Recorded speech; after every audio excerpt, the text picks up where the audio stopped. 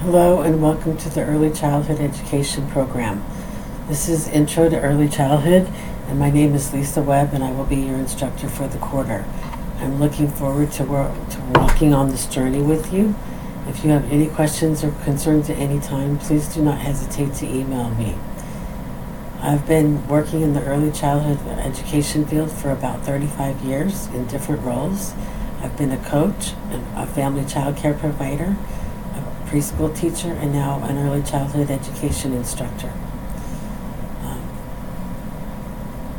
If you look on the left hand of your screen, you'll find the Modules tab. If you click on the Modules tab, that will be a roadmap for you for all of your assignments and your discussions. When you click on the Modules tab, you'll see Week 1 or Getting Started. Just click on each of those modules and that will be a roadmap for all of your assignments and discussions. All of the due dates are listed there and all of the instructions are listed there. If at any time you have a question or concern, please do not hesitate to email me.